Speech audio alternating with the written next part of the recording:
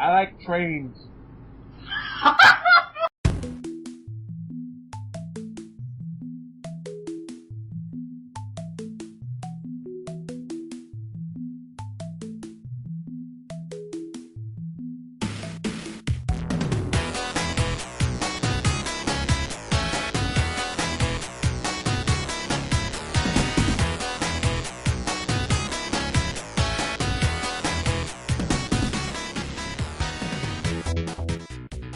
Hello and welcome to Topic Time, brought to you by the Vacuumina Network. I'm your host, the Vacuuminator, and I am, of course, joined by...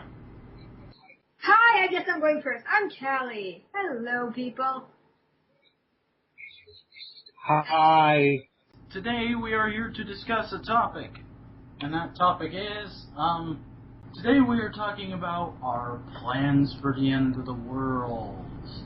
Yeah, I just picked this at random, really. I have no idea why I wanted to do it. I just said, let's talk about apocalypse. Because that's kind of right around the corner right now if you buy into the whole Mayan thing. If you buy into the quasi-Mayan thing, but even the Mayans are like, what the fuck, man? Fuck the The Mayans. Mayans didn't actually predict the end of the world. The calendar just ended.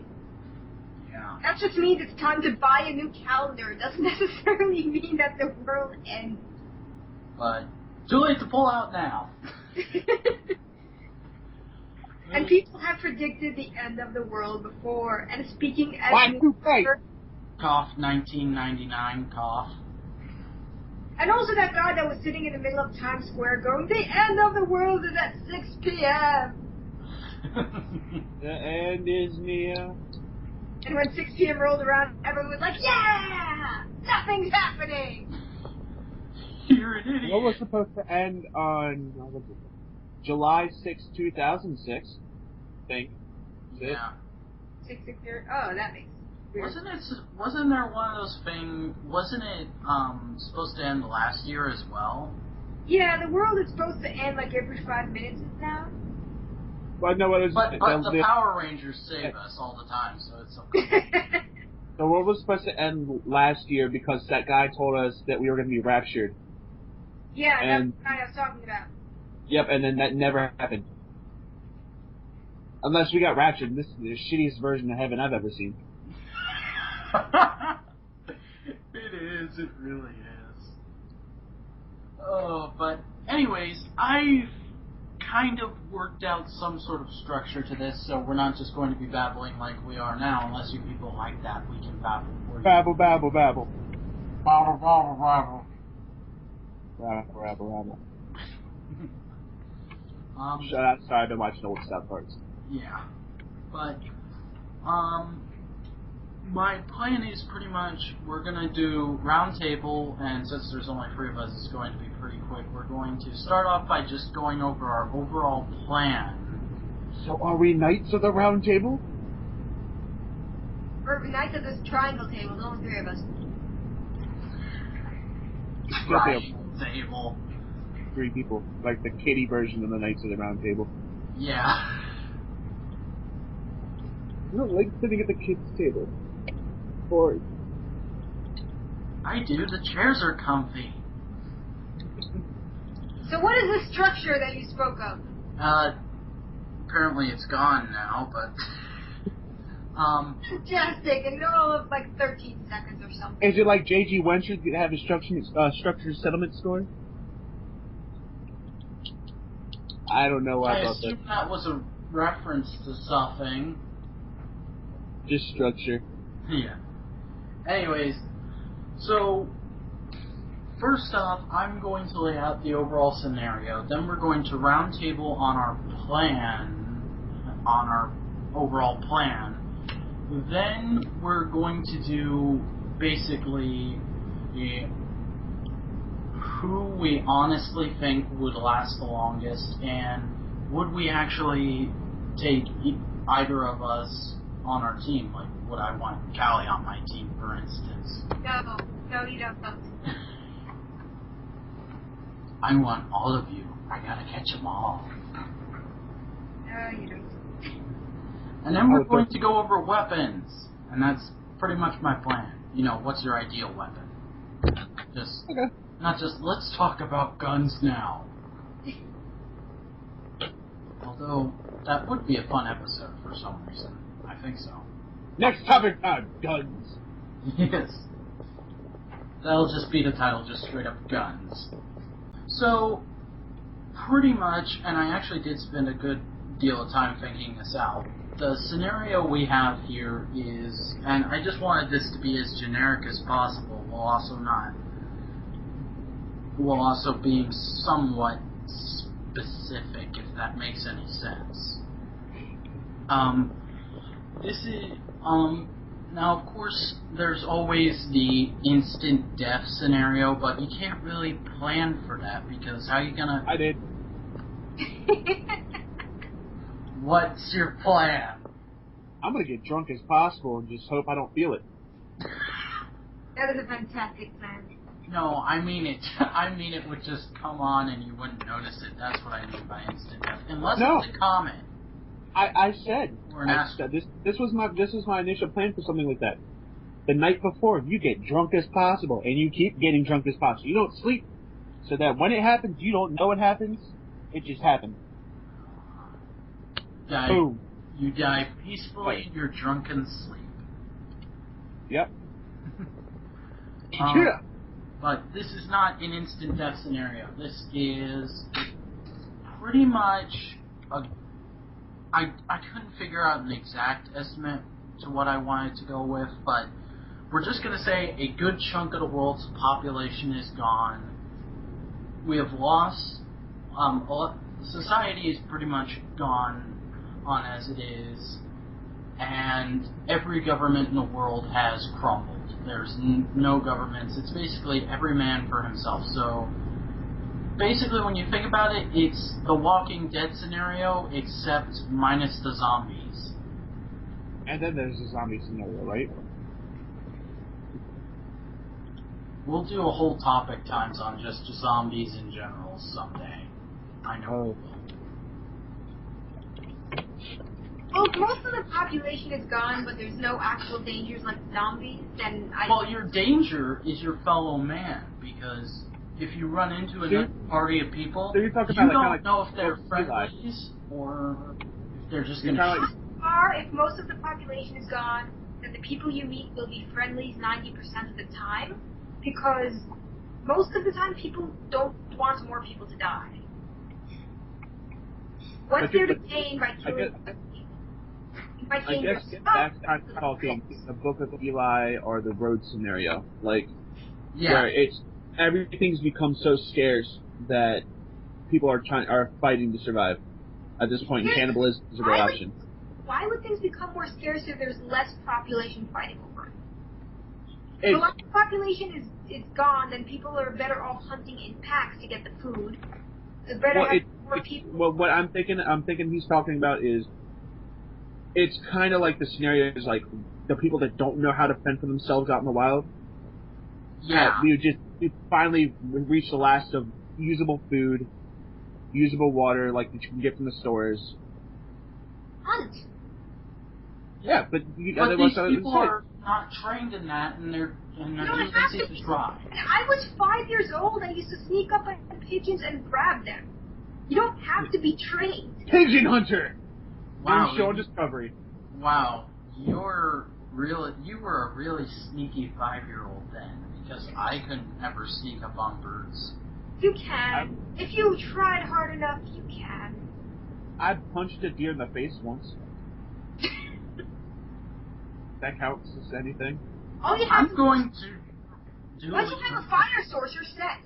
Once you have a fire source and variable shelter, you're set. And if the population is gone, there's going to be a lot of empty houses for you to break into and make a shelter. People with lighters around, you can probably cobble quite a few bits of things up to make turn an oven into a furnace. Then all you have to do is worry about food. Go hunting. Sneak up on some goddamn pigeons. Hey, this is sad, but cats have become a very easy food source. You'd think, but I think the neighbor's koi pond will be a more effective source for the first few days.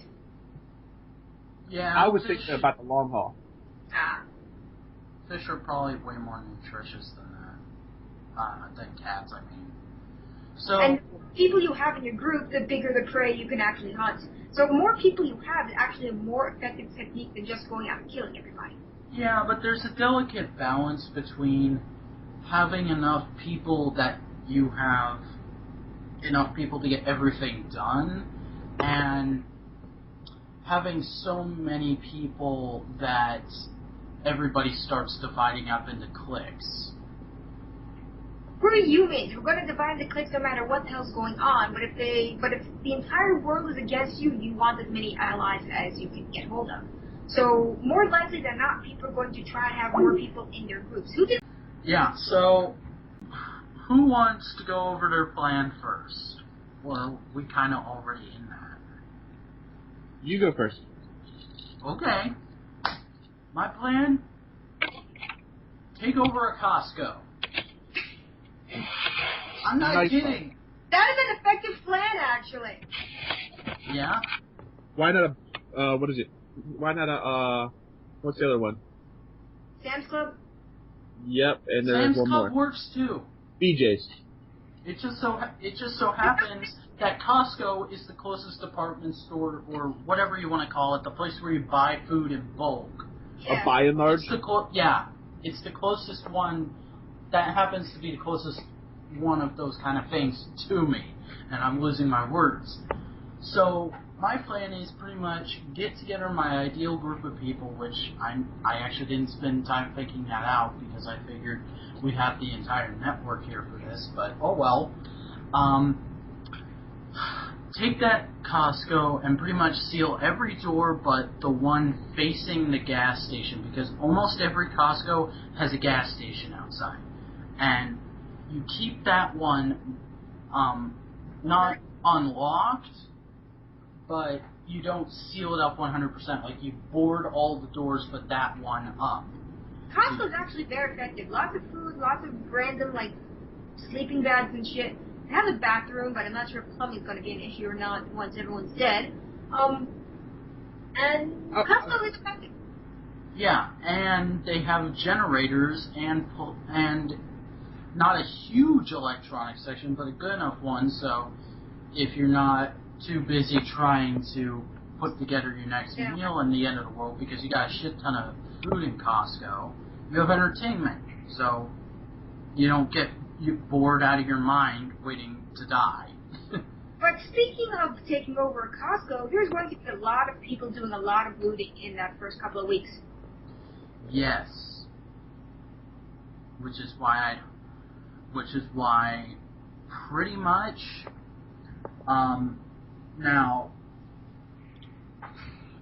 this is at the beginning of the scenario. The scenario pretty much is like we're a couple months into the apocalypse, but at the beginning of the apocalypse, my first thing would be, no matter what it is, alright, everybody grab the bare essentials, weapons, food, whatever, or we're going to Costco and we're not going to try and pick anybody up and take them with us, because this is one thing that always irritates me about end of the world type of movies. Do not go and try to save your baby brother who's stuck at your grandparents' house. He can take care of himself. Okay? Because if it's the end of the world, you gotta fend for yourselves and you gotta protect the people who are around you. And you can't be too busy worrying about, well, there's this person I know who's way over there and I'm way over here, and the place I want to be going is in a complete utter direction. You go to the place you want to be going. Forget them. So that would be pretty much my plan, is go straight to Costco. You know, don't dilly-dally around or anything. And what do I do long term? Well, when I run out of food in the Costco, one of two things happens. I take my little group of people. Back. Hey. Yeah. My sister wants to input on your end of the world I plan. don't. Yes, you do. You're just talking about it. Just criticizing it on my own time. Criticize. Oh. Special guest, my sister. Come on. Well, Costco wouldn't work in just about any end of the world scenario, because while it seems like a great idea, everyone would have that idea. And it's going to be too many entrances, too many people. Hunger Games, let's go. Well, that's why once I'm there, I'm just going to seal the whole thing up. How do you know? See, but that's the same plan. If I'm not the first person there, and there's not enough and if there's too many people there for me to scare off, I'm just gonna move on to the next Costco, or just start running in a general direction and see what happens. See, but the whole thing about the food too is, and all this stuff. A lot of the food won't hold. A lot of it will not keep because a lot of it's freezer, and you will get sick in there. If you board it up, you will get sick. It's not because, you know, you're getting sick. It's because of all the mold and all the crap that's going to be building up in the store because of this decaying food. You're going to eventually get sick in that store and probably die. I have an idea. Well, everyone is running to the supermarkets and to Costco and looting shit. Go to the local mall, to the CVS tucked in that corner wing, get all the canned food and get it out of the malls too. Brilliant idea. I like that. Go to the little CVS, because most people go to the big supermarket or the Costco. Get as many canned goods as you can get, the ones that are preserved, the ones that think of it, the closest store to me is actually a Walgreens, which is basically CVS but under a different name. So, see, your end of the world scenario differs from mine extremely. Well, then go ahead, War, tell yours. So, after, let's say, the first initial, whatever has happened, you spend the first month training. Solid training. You learn to hunt. Just try to become Batman. No, not become Batman. You learn to hunt, you learn to forage, you learn what to eat, what not to eat, what makes you sick. What can kill you. The process. I'm sorry, War, but that sounds like Batman kind of training to me. This is what I've started. I've already started this. I have already started what I'm learning, what I can learn. Like if food storage is done, what I can eat in the wild, what I can't eat in the wild, what berries you can eat, what leaves you can eat, what can patch you up, what can make you sicker. Hey, guess what? Wow. Not all of us live someplace where grass exists. New York City is complete suburbia. Yeah, we have a park, but we don't have a lot of berries growing every which way. But you've also got, even though they might not be high in diet value, you've got pigeons, you've got cats, you've got dogs. Our pigeons will kill us. Have you seen the New York City pigeon? They are big, yes. They probably have a lot of meat, but if you eat one, it will probably poison you and kill you. That's why you got to learn to cook it. And pigeons are pretty defensive. There was an issue of Spider-Man where he got his ass handed to him by a pigeon.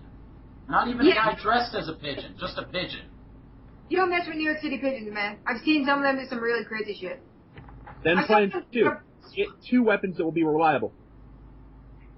One is a bow. I'm not going to go for the shotgun. I'm going to go for the bow. The thing that has the thing that you grab the ammo after you've already shot the ammo. Plan 2, weapon 2 would be a pistol, close combat. You've got to learn how to fight with 2 weapons that aren't going to make too much noise. You don't want to alert anybody around you. You know. A rifle doesn't make a lot of noise. That thing has a fucking kickback, man. I said pistol and bow, not rifle. Pistol still has a little bit of kickback. And plus, I was gonna wait and talk about weapons later, but honestly, I don't think any kind of gun would be a good idea because unless you're out in the open, a gun's not gonna do you a whole lot of good, especially against a fellow man, because it's making I'm not carrying a freaking shotgun. It's gonna make you. It's gonna. What's the word I'm going for? It's gonna deafen your ears for at least a day, and if you shoot that thing in close quarters, you're gonna get blood splattered all over yourself, and maybe get infected with a disease another person could have. Splattered by That's why I said my initial weapon's not a gun. My initial weapon's a bow. blood splatter by itself will not infect you unless you somehow get it in one of your own wounds or get it in your mouth. Yeah. So, but that was my initial thing is I'm going to carry a lot of weapons that are not cutting edge guns. I'm going to be carrying bows, knives, hunting equipment. I'm not going to. ThinkGeek actually has an end-of-the-world survival toolkit involving an axe-knife combination with a gripped handle. Yeah, I've seen that thing. It's pretty badass. Yep, I bought one. Trust me, I have a couple different plans for different scenarios. I never had any inkling of it until now, but you are really freaking paranoid. I'm not paranoid. It's just you got to have your shit straight when it happens. You got to have it straight, or else you're not going to survive. I will die as quickly as possible. That is my plan. No, you won't, Callie. I'll come protect you. Oh, I'm sure you will. Yes, because I'm the Flash, and I can make it to New York that quick. Yeah. And also, you're going to find something. New York City will be the worst place to be, even with a reduced population, because we have 8 million people in a 2.5-mile-long island. Even with the reduced population, once the hysteria and insanity start settling in, the couple million that are left are going to be crazy and hate each other. And you also know that end-of-the-world scenarios usually happen in the most populated areas. Yeah, that's why I live a little bit outside the city. So if it happens, I'll see it coming at least a couple hours in advance. Come to think of it, like every alien invasion that we've seen in movies in the past 20 years has happened in like either New York or LA. You also got to remember this fact is you're also power's going to eventually fail, right? So when power eventually fails, you want to be as far away from a nuclear reactor as possible due to nuclear fallout. It's going to happen. Oh shit! I didn't even think of that. So you got to learn your map. The world has more nuclear reactors than it ever has before. Yeah. Have you ever seen a map where all the nuclear reactors are? There is nowhere to go. There's a couple of places around me where the nuclear fallout wouldn't hit me as hard as I would. I don't want to be as close as the reactor as I am right now. So, my plan is, if you're going to ride out as long as you can, you want to be in a place where the nuclear fallout's not going to be as bad as it's going to be initially. So you got to learn maps. You've got to learn how to be a nomad. I have spent the last 2 years learning everything I could about surviving. You might be a little bit too obsessed with this topic, man. Well, it's when you... I want to make sure it's like if the shit hits the fan, I'm gonna be ready. If it's gonna happen, I'm gonna try to ride it out as long as I can. Yeah, definitely. Yeah, I'm not just gonna roll over and die. I will not go quietly into the night. I'm going to kick the night in the balls and then run like hell. And I will hide in my house, lock everything up. Get all the bandages and canned food. And an axe. And one of the best tools you can have at the time of something like this happening is duct tape. What? Duct tape will save your ass. Mythbusters proved it. They had a whole special where they just put Jamie and Adam on the island with a shit ton of duct tape. Wooden board with eliminate. Think about it like this. Another useful tool to seal up wounds fast would be superglue. Wooden board with a nail. Wooden board with a nail. Why would I put super glue on my wound? Wouldn't that, Interestingly, that's what super glue was invented for, to seal up wounds. Unfortunately, they didn't think about the whole getting into the blood system thing. See, that's why super glue and duct tape work amazingly. Yeah, duct tape also was invented to duct tape, the original Band-Aid. Yeah. What's going to be? But people don't really use it for that method anymore because there are safer and non-infecting things to use. Well, in the end of the world, you don't really have a choice. Yeah. Well, you could if you happen to get to CVS and grabbed a bunch of Band-Aids. Or have a first aid kit in your house. Well, if you stay at your house. I mean, honestly, in an end-of-the-world scenario, my house isn't the most defendable position, so I'd honestly rather just start walking and pick a destination later than try and stay at my house. You know what might strangely be a safe place to be? Where? A standard issue cookie cutter house identical to every other on the street. Yep. It blends in, no one can tell if any house has more valuable stuff than the other, and it's defendable because the walls are all connected to each other. So we should go to a suburb. And then Callie's got another one of my ideal end of the world tools right now. Needle and thread. I'm not joking. Sew yourself up. I was thinking for a second there, what good is a needle and thread going to do against someone? A needle and thread does not a doctor make. But a needle and thread could save you from getting gangrene. It could save you from having to cut off a limb. You know? It could save you from infection. I don't think sewing thread is going to work very well. You'd be surprised. I have an uncle who was during Vietnam, and he had gotten grazed by a bullet. If he didn't use a sewing needle and thread and a lighter because you had to heat up the needle, he would have lost his arm. You know. So, Callie, do you want to go over your plan? My end of the world scenario is try not to die. That's a good plan. Best plan ever. I have family. I have some pretty strong people in my family. And that is the extent of it. So I do not have the wits to keep myself alive on my own, but I realize that. That's some sparks there. See, my end of the world scenario is also a negative against me because I'm tall. I'm short. I'm short. Yeah. So, War, you and Callie should just meet up, and Callie could be your scout. No, just because I'm tall, it means, say, if it does turn into a man versus man scenario, I'm an easy target. I'm tiny and I look like I have cancer. I'm big and look like a football player. Yeah, you will be more intimidating than I would. I look like Patton Oswalt. You know what else you gotta do? Shave your head to look more intimidating back. Yeah, that's another thing. Is if you got people coming after you and you can't cut them down from a distance, because I know I said guns are bad, but you should still have one down because you may need to cut people down from a distance.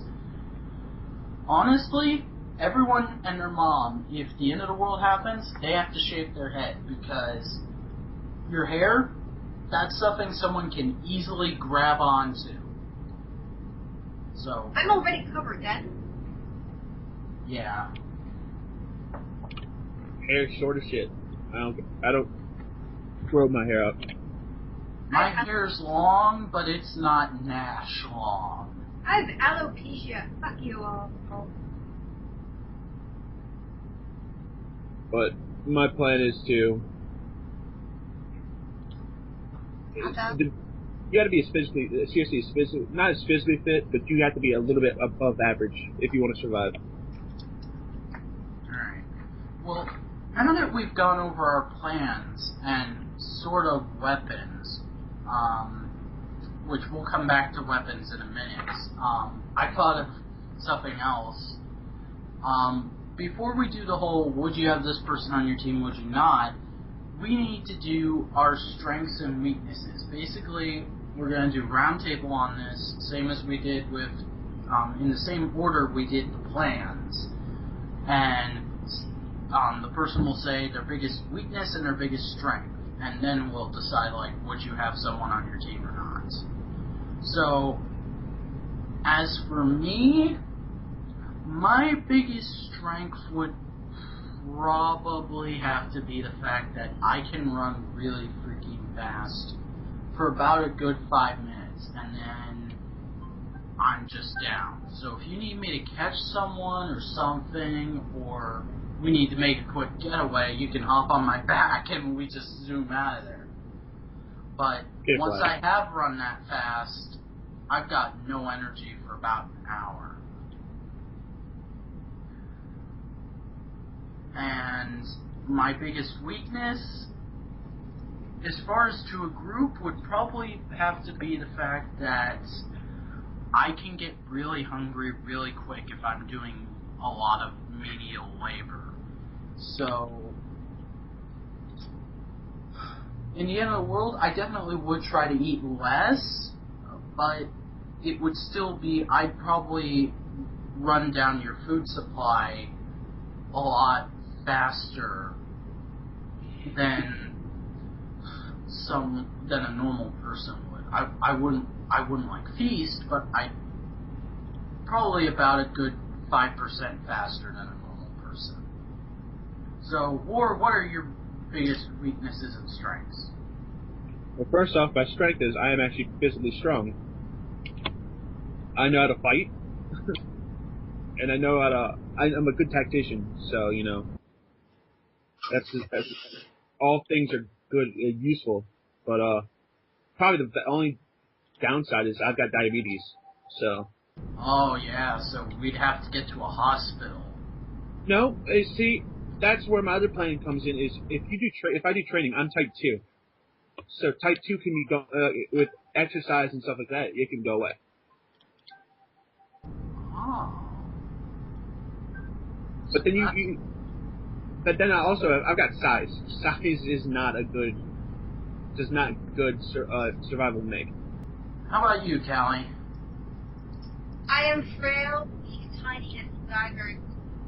So you're useless, basically, except for the fact that you're good company, though. Pretty much. That is the extent of my skills. And I can make plushies for the small children. You'd basically be the lady sitting in the rocking chair telling stories of before the world ended to the kids in our little shelter. Yep. While making them plush little things.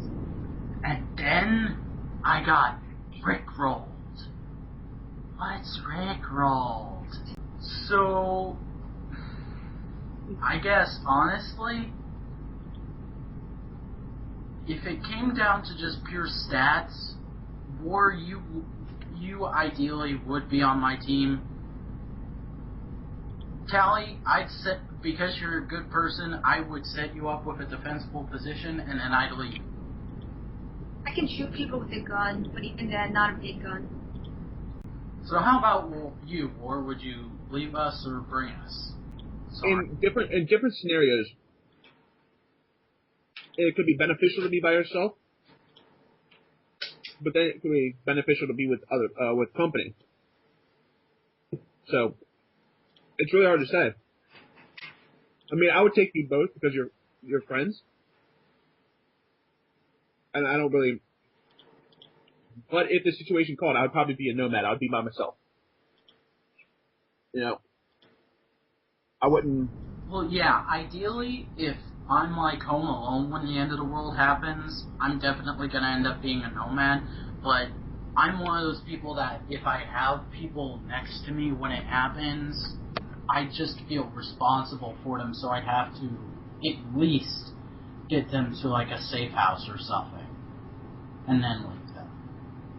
See, but if it were to come down to me being with other people, like say it did kind of happen where all of us were together, I wouldn't leave anybody. I would make sure like if someone were to die, it wouldn't be anybody else. It would be me first to make sure you guys got out. That's kind of how I'm programmed to work. Yes, I am a robot. Yeah. So you'd basically say, just go, I'll hold them off as long as I can, and then just start firing your gun nonstop like a badass. I would seriously try to hold off something as long as I can to get people out. That is how I work. So your basic mental strategy for being people is basically like being a soldier in combat. Basically, that's what survival is. It is combat. It is being a soldier. Oh yeah. And yes, that is my whole strategy is to become a urban soldier. So I think I know your answer, but Callie, honestly, would you leave me in war or bring us, or just bring one of us? I would take you both for protection. Yeah, thought so. And I will catch you all the pigeons. And as far as who would die first and who would die last, I definitely think the order it's going to go in is, unless we can defend her, Callie, me, war. Yeah. I'll be the first to die. I know that. It's okay. See, but if a person has any say in the matter, it would probably be me first. Just because it would be...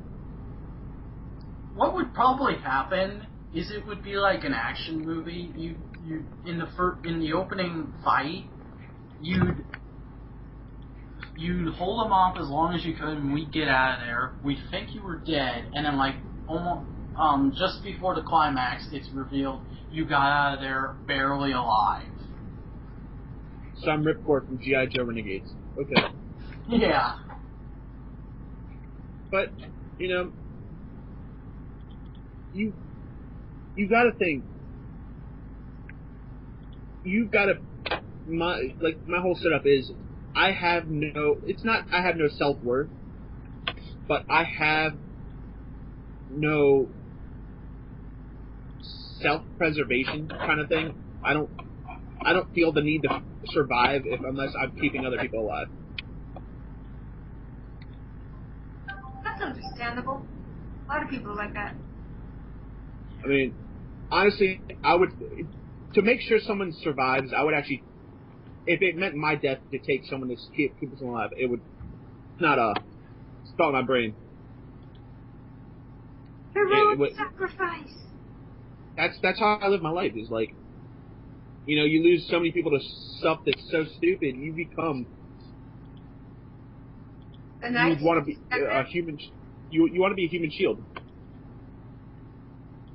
So basically, you're reboot James Bond. Guess so. My name is James. Because in the past couple of films, that's how I've seen him as, honestly. All the Daniel Craig films, I mean. Yeah. But that's kind of how, if it comes down to group, I would protect. I would still do my thing, but I said thing. Wow, ghetto. I'd do what I needed to do, but I would also look out for the well-being of the entire team, not myself. So you'd probably see a more of a health decline with me during that kind of time with more people.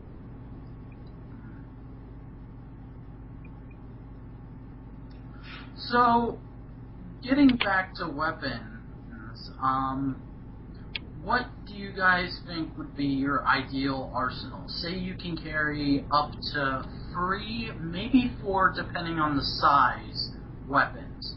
What are you taking?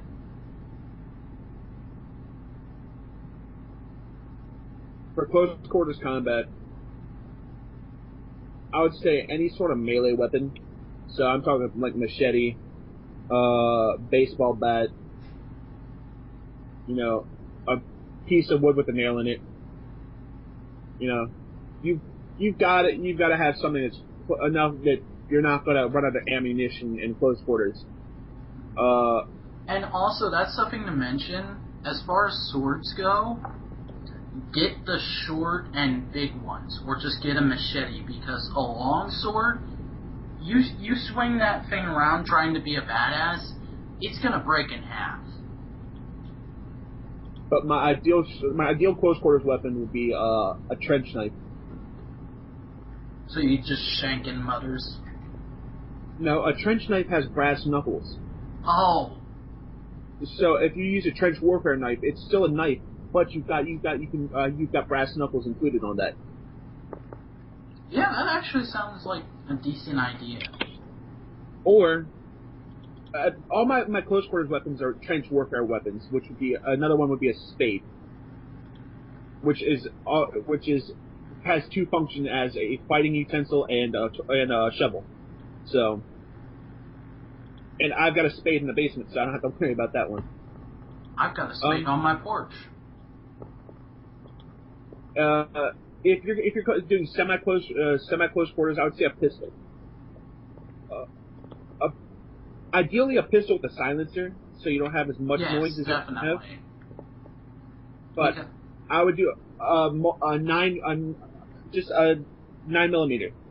with a silencer. That would be a perfect mid-range weapon. For long range, I would take a bow. You know,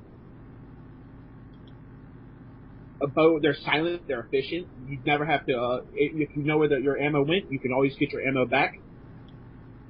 They have multiple uses. You know, that's that.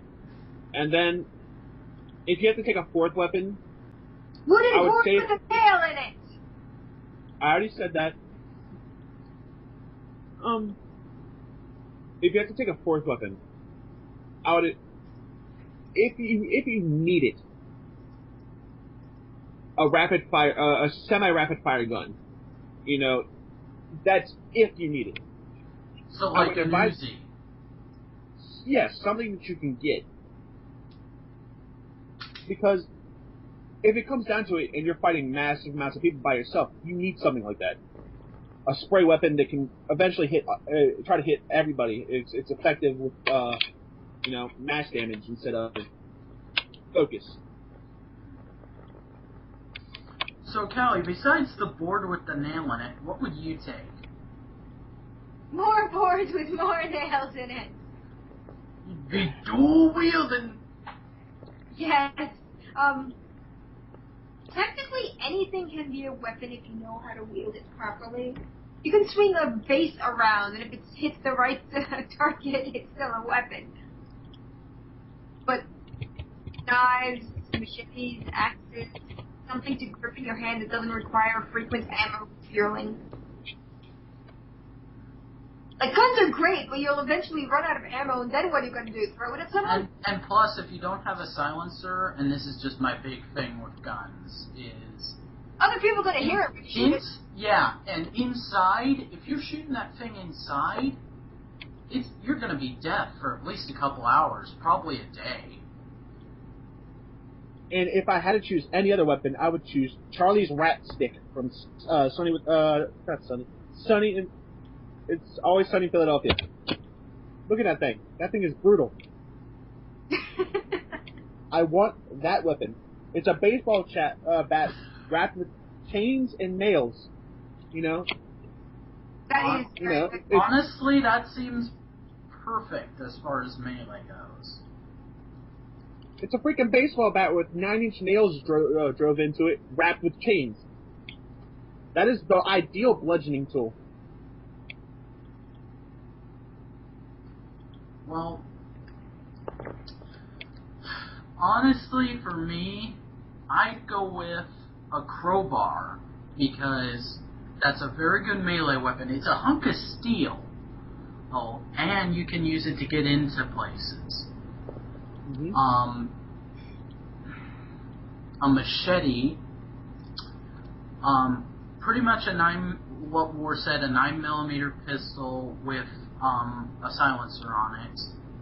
And for my fourth weapon, if I can carry a fourth weapon, I'd go with a big-ass sniper rifle, so I could get rid of people from a long ways away, and not have to deal with them knowing I'm there. I think another good weapon would be to have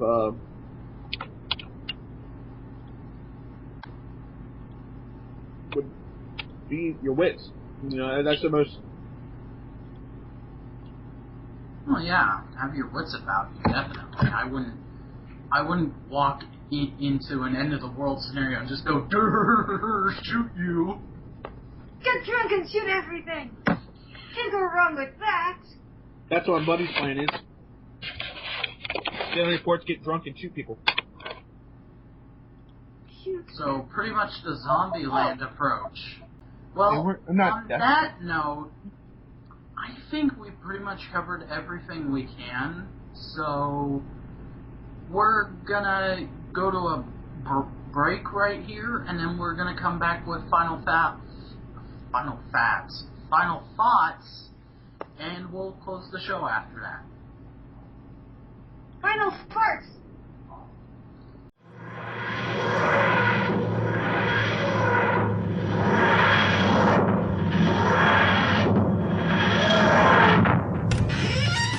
Hello. I've been asked to step in and tell you about a podcast that a couple of us are doing. Whovian Reviewin' is where we at the Vacuumina Network are taking a look at every season of the revived series of Doctor Who, as well as any spin-off shows that it might produce. There will also be a couple of TARDIS Time episodes where we'll be going back and reviewing episodes from the classic series. So come check out Whovian Reviewin', only on the Vacuumina Network.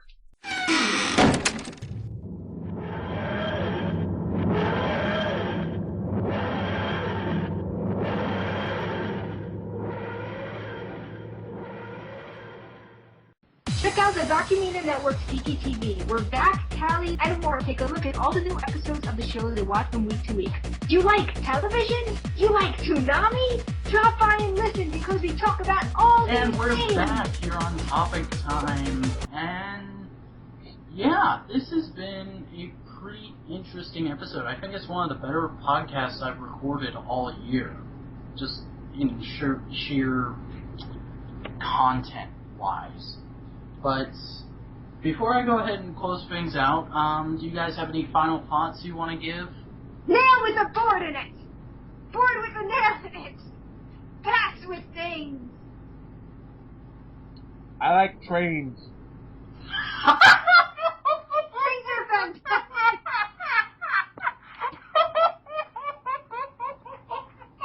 You said final thoughts. You broke me!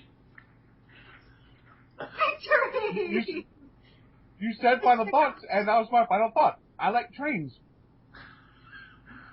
Oh, I can't believe you broke me.